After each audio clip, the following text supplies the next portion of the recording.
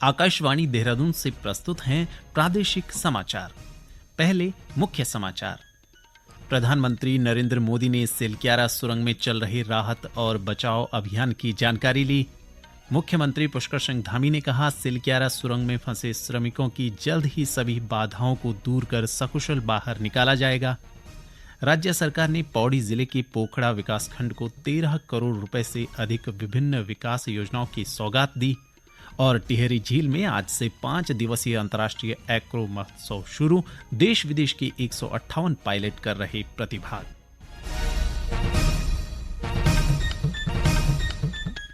नमस्कार, समाचारों के साथ मैं संजय भंडारी। अब समाचार विस्तार से। प्रधानमंत्री नरेंद्र मोदी ने आज मुख्यमंत्री पुष्कर सिंह धामी से फोन पर बातचीत कर सिलक्यारा में चल रही राहत और बचाव कार्यों की एक बार फिर से जानकारी ली। इस बीच सोशल मीडिया एक्स पर एक संदेश में मुख्यमंत्री पुष्कर सिंह धामी ने कहा कि सिलक्यारा सुरंग में फंसे श्रमिकों को जल्द ही सभी बाधाओं को दूर कर सकुशल बाहर निकाला जाएगा। उधर निर्माणाधीन टनल में राहत और बचाव अभियान युद्ध स्तर पर जारी है।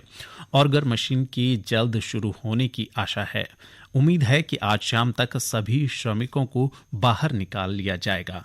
घटनास्थल पर एनडीआरएफ का दल मौजूद है। साथ ही श्रमिकों की स्वास्थ्य जांच के लिए सामुदायिक स्वास्थ्य केंद्र चिन्यालीसौड़ में 41 बेड का अस्पताल भी तैयार किया गया है।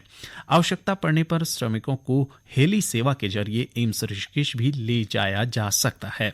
अभियान को तेजी से पूरा करने के लिए 5 ओएनजीसी, एसजेवीएनएल, आरवीएनएल, एनएचआईडीसीएल और टीएचडीसी को विशिष्ट जिम्मेदारियां सौंपी गई हैं।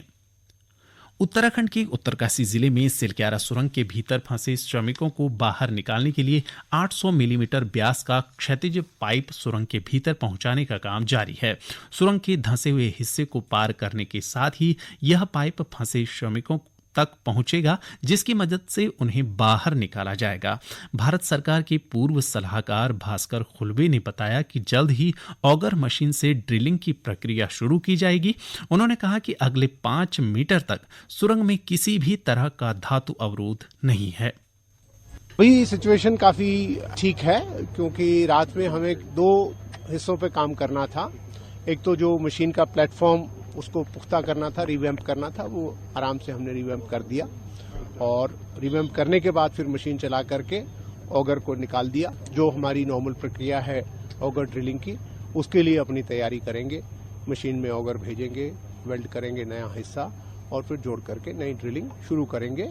उसमें हमारे लिए एक बहुत बड़ा पॉजिटिव है कि पार्सन्स कंपनी ने ग्राउंड पेनिट्रेशन रडार से जो स्टडी की है, उसमें हमने ये पाया है कि अगले 5 मीटर तक 45 के बियॉन्ड कोई मेटेलिक ऑब्स्ट्रक्शन नहीं है। इसका मतलब साफ है कि हमारी जो ड्रिलिंग है वो स्मूथ होनी चाहिए। इस बीच केंद्रीय सड़क परिवहन एवं राजमार्ग मंत्री जनरल वीके सिंह ने आज घटनास्थल पर पहुंचकर बचाव कार्यों की जानकारी ली। उधर दूसरी तरफ शासकीय कार्य और रेस्क्यू ऑपरेशन के बीच समन्वय स्थापित करने के उद्देश्य से मातली में अस्थायी रूप से मुख्यमंत्री कैंप कार्यालय बनाया गया है। गौरतलब है कि 12 नवंबर को सिलक्यारा सुरंग में भूस्खलन होने के कारण ये 41 श्रमिक सुरंग के भीतर फंसे हैं। सरकार की जन कल्याणकारी योजनाओं की जानकारी और उनका लाभ आम लोगों तक पहुंचाने के लिए प्रदेश भर में विकसित भारत संकल्प यात्रा जारी है। यात्रा के तहत सरकारी योजनाओं की जानकारी देने वाला संकल्प रथ चक्राता के क्वानू, सैंज और अणु पहुंचा, जहां रथ का ग्रामीणों ने पारंपरिक तरीके से स्वागत किया। कार्यक्रम में गन्ना, खाद्य आपूर्ति, बिजली, बाल विकास, स्वास्थ्य व अन्य विभाग उपस्थित रहे। इन विभागों ने कार्यक्रम में स्टॉल्स लगाकर लोगों को सरकार की जन कल्याणकारी योजनाओं के बारे में जानकारी देकर लाभान्वित होने के लिए प्रेरित किया। इस दौरान मेरी कहानी मेरी जुबानी कार्यक्रम में चक्राता कोटा कोनू के श्री खड़कू ने बताया कि पहले वे कच्चे मकान में रहते थे, लेकिन अब उन्हें प्रधानमंत्री आवास योजना के तहत पक्का मकान मिल गया है। मेरे को प्रधानमंत्री ने मकान दिलाया, मैं इसको बहुत धन्यवाद करना चाहता हूँ। हम अपने टूटे फूटे जिंदगी से अच्छा मकान दिला कर हम अच्छे मकान में रह रहे हैं। मैं आपका बहुत बहुत धन्यवाद करना चाहता हूँ। विकसित भारत संकल्प यात्रा के दौरान ग्रामीणों ने विकसित भारत बनाने की शपथ भी ली। इस दौरान लोगों को राष्ट्रपति और प्रधानमंत्री का विकसित भारत को लेकर संबोधन सुनाया गया। ये समाचार आप आकाशवाणी देहरादून से सुन रहे हैं। पर्यटन मंत्री सतपाल महाराज ने पौड़ी जिले के पोखड़ा को 13 करोड़ रुपए से अधिक विभिन्न विकास योजनाओं का लोकार्पण और शिलान्यास किया। इसमें लोक निर्माण विभाग, सिंचाई, लघु सिंचाई और पंचायत विभाग की कई योजनाएं शामिल हैं। इस अवसर पर आयोजित कार्यक्रम में एक जनसभा को संबोधित करते हुए श्री महाराज ने कहा कि क्षेत्र का विकास ही राज्य की भाजपा सरकार की पहली प्राथमिकता है। उन्होंने कहा कि प्रदेश में तेजी से हो रहे विकास कार्य उत्तराखंड को नई ऊंचाई पर ले जाएंगे। टिहरी झील में आज से 5 दिवसीय अंतर्राष्ट्रीय एक्रो महोत्सव शुरू हो गया है। उत्तराखंड पर्यटन विकास परिषद के तत्वाधान में आयोजित होने वाले इस महोत्सव में देश विदेश के 158 पायलट प्रतिभाग कर रहे हैं।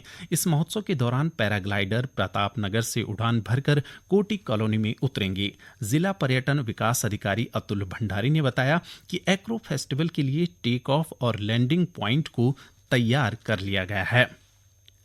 कैबिनेट मंत्री गणेश जोशी ने कृषि विभाग की राज्य पोषित योजनाओं के लिए डैशबोर्ड का अनावरण किया। उन्होंने बताया कि डैशबोर्ड के जरिए कृषि विभाग की राज्य पोषित योजनाओं की जानकारी के साथ ही प्रगति का विवरण वास्तविक समय में उपलब्ध हो सकेगा। इस अवसर पर कृषि मंत्री ने कहा कि यह प्रणाली कृषि विभाग को राज्य योजना निधि के प्रभावी और कुशल उपयोग सुनिश्चित करने में मदद करेगी। उन्होंने कहा कि इस पहल के माध्यम से प्रधानमंत्री नरेंद्र मोदी के डिजिटल इंडिया अभियान को मजबूती मिलेगी। हेमवती नंदन बहुगुणा राजकीय स्नातकोत्तर महाविद्यालय खटीमा के रसायन विज्ञान विभाग के assistant professor doctor Ashish Kumar Upadhyay का चयन देवभूमि शिक्षा उत्कृष्टता पुरस्कार 2023 के लिए हुआ है। उन्होंने यह पुरस्कार सत्र 2022-23 में उच्च शिक्षा में नवाचार, अकादमिक एवं शोध में उत्कृष्ट कार्यों के लिए प्रदान किया जाएगा।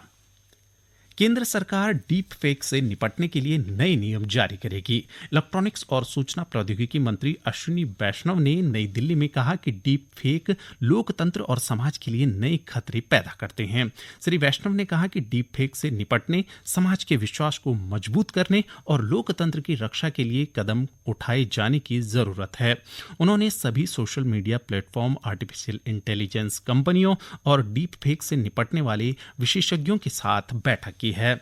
भारतीय रिजर्व बैंक के deputy governor M Rajeshwar Rao ने बैंकों से ग्राहकों की शिकायतों के समाधान पर ध्यान केंद्रित करने को कहा है। Federation of Indian chambers of commerce and industry फिकी और इंडियन बैंक्स एसोसिएशन द्वारा आयोजित वार्षिक बैंकिंग सम्मेलन में श्री राव ने कहा कि धन जमा योजनाओं के लिए बैंक काफी काम कर रहे हैं, पर ग्राहकों की शिकायतों के निवारण पर वे बहुत कम ध्यान देते हैं। चंपावत में जिला विधिक सेवा प्राधिकरण सहायता डेस्क के माध्यम से आगामी 9 दिसंबर को आयोजित होने वाले लोक अदालत के माध्यम से वादों के निस्तारण के लिए स्थानीय लोगों को जागरूक कर रहा है। जिला विधिक सेवा प्राधिकरण की सचिव शिवानी पसबोला के निर्देश पर जिले में विभिन्न स्थानों पर सहायता डेस्क स्थापित किए गए हैं।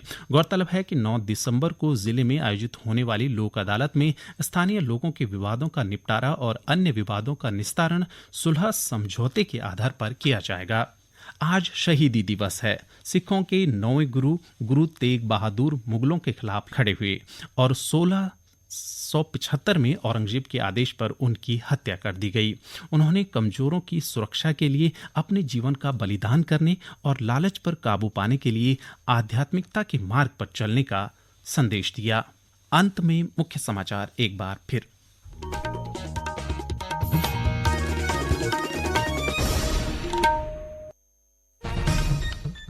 प्रधानमंत्री नरेंद्र मोदी ने सिलक्यारा सुरंग में चल रहे राहत और बचाव अभियान की जानकारी ली। मुख्यमंत्री पुष्कर सिंह धामी ने कहा, सिलक्यारा सुरंग में फंसे श्रमिकों को जल्द ही सभी बाधाओं को दूर कर सकुशल बाहर निकाला जाएगा। राज्य सरकार ने पौड़ी जिले के पोखड़ा विकासखंड को 13 करोड़ रुपए से अधिक विभिन्न विकास योजनाओं की सौगात दी। और टिहरी झील में आज से 5 दिवसीय अंतर्राष्ट्रीय एक्रो महोत्सव शुरू, देश विदेश के 158 पायलट कर रहे प्रतिभाग। इसके साथ ही प्रादेशिक समाचार का ये बुलेटिन समाप्त हुआ। नमस्कार।